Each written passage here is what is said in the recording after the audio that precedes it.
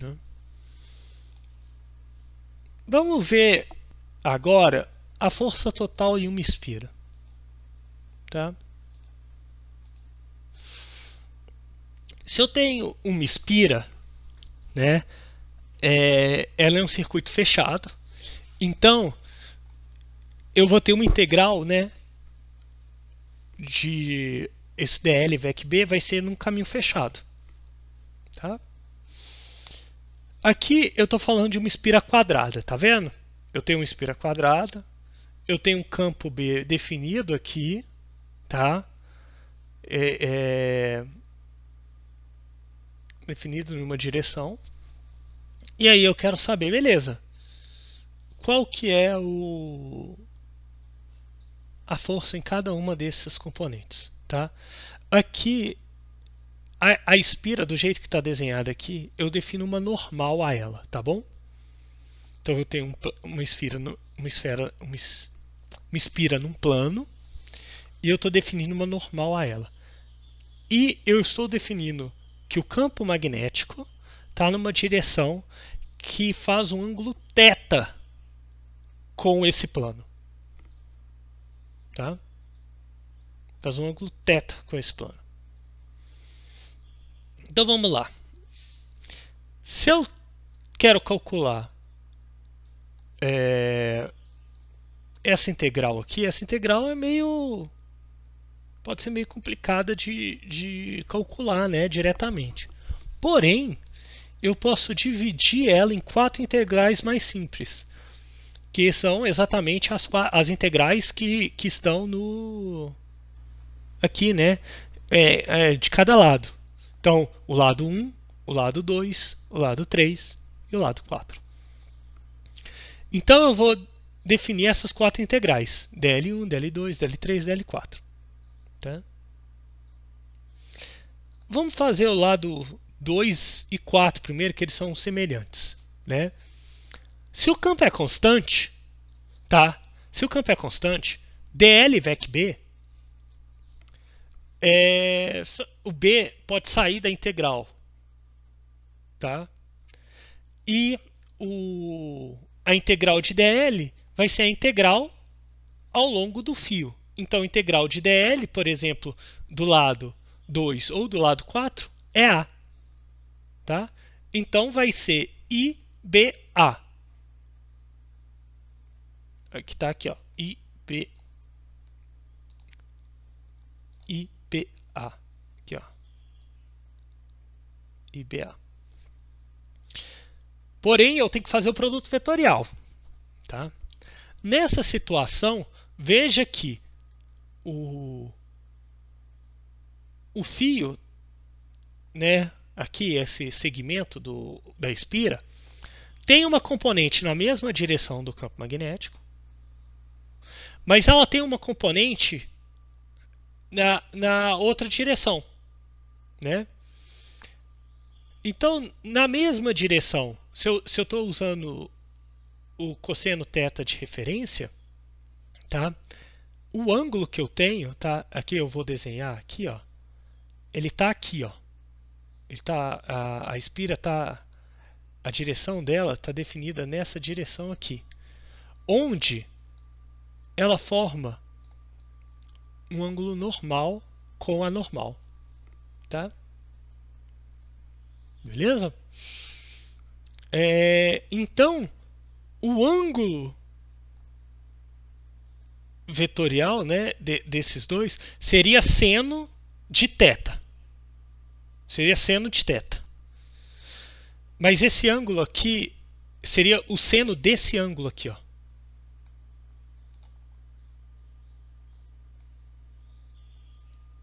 Desse ângulo aqui, ó. Mas esse ângulo aqui, ele é complementar, né, esse ângulo aqui, ó. Esse ângulo é complementar ao ângulo θ. Então, se é seno de θ, que é seno de φ, que eu vou chamar esse ângulo, é igual ao cosseno do complementar dele. Então, cosseno de θ. Então, por isso que eu estou que aqui aparece cosseno θ. Ficou claro para vocês por que apareceu o cosseno θ?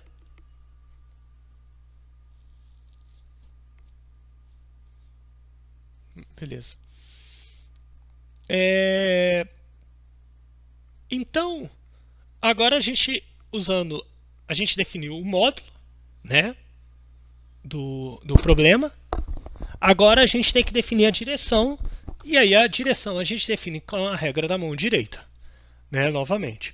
Então, se eu tenho um campo B nessa direção, eu tenho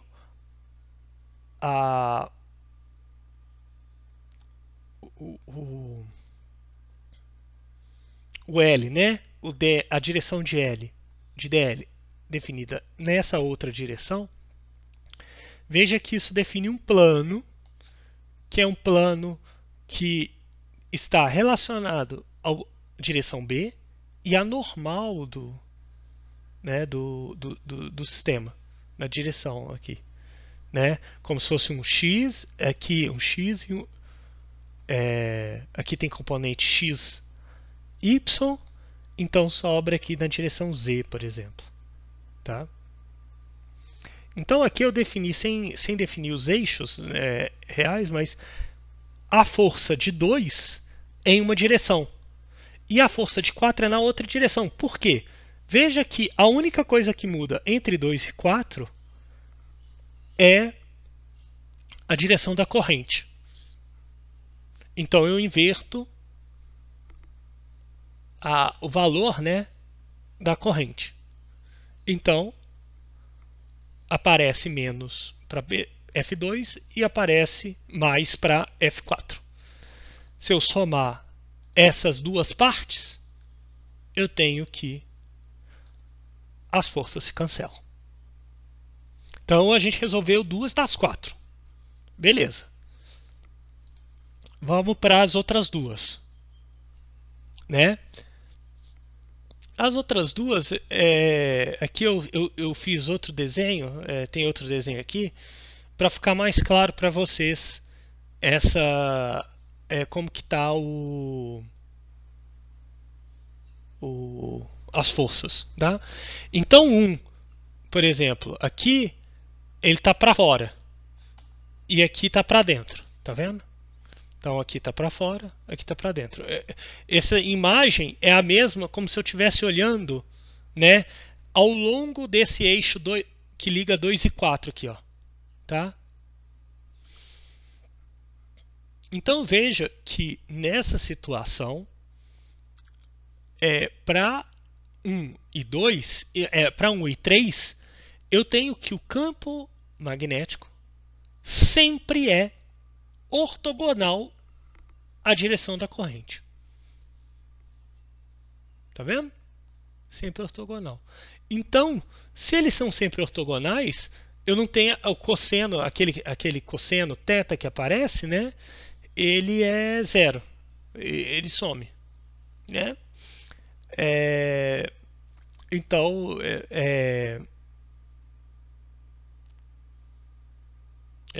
na verdade, o seno do φ lá, né, que aparece. Aí ele é zero. Então, vai ser a corrente, o B é constante ao longo do fio, então ele se mantém constante, e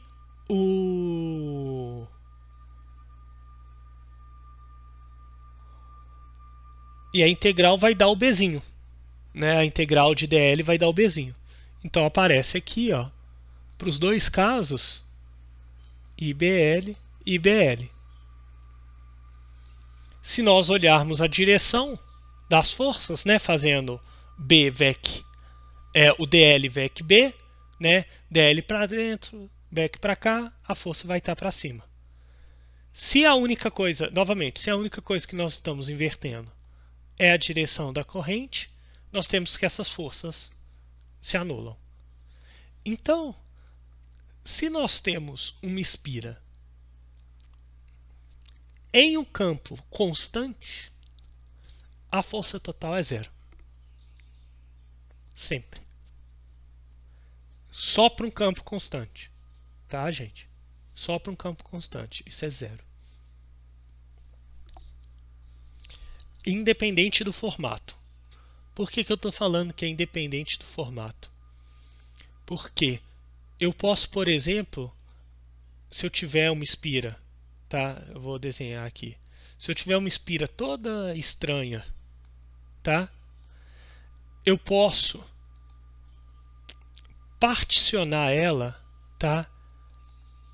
Em espiras menores, bem pequenininhas, tá? Quadradas.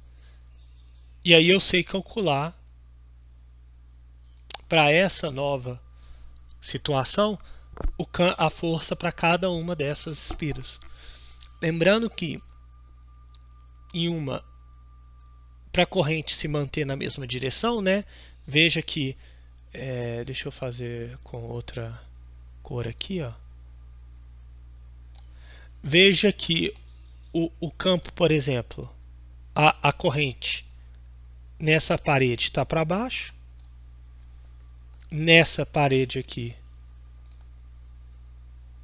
está para cima, né? Que as duas se tocam.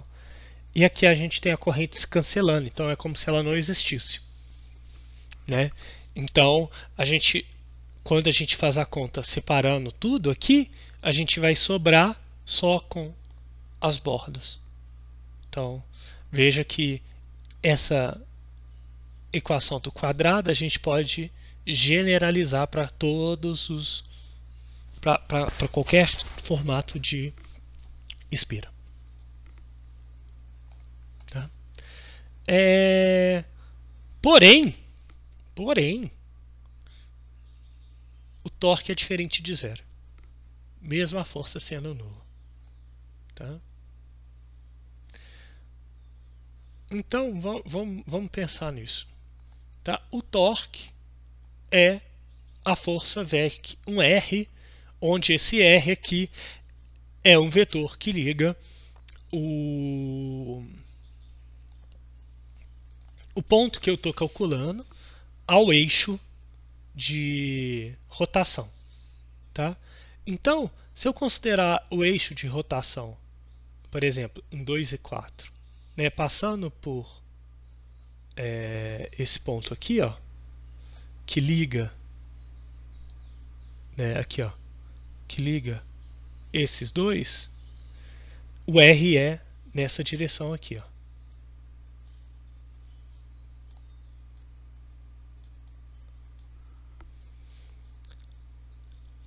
Veja que o FVEC-R, né, eles têm que ser em direções trocadas, né, para o torque ser diferente de zero. E veja que para qualquer ponto desse lado 2 ou do lado 4, né, do lado 2 aqui que eu já desenhei, é claro isso, que o R, a direção de R sempre é paralela à força. Logo, o torque nessa situação sempre é zero para 2 e 4. Tá?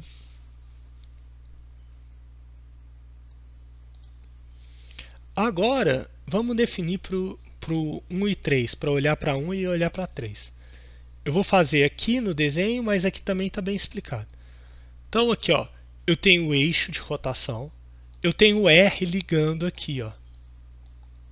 Tá? Eles. Então, nesse desenho, o que eu tenho?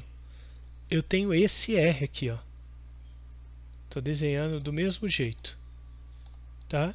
É esse R.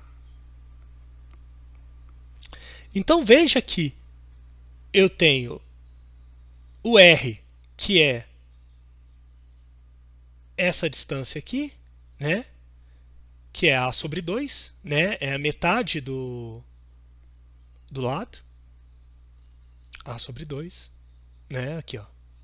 Que é essa distância aqui, ó. Eu tenho o módulo da força. E veja que a força está nessa direção. E o R está nessa direção. Então, se eu calcular o produto interno entre elas, né, as direções, eu vou ter aparecendo esse seno de θ. Aqui, que é o mesmo seno que aparece aqui, ó, na normal. Tá? Então, o torque de 1 substituindo o módulo da força vai ser IAB sobre 2B seno θ. Ok? E para I3?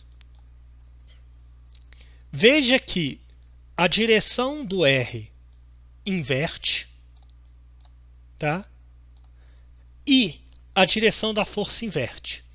Então veja que eu tenho duas inversões, tanto de R quanto de F.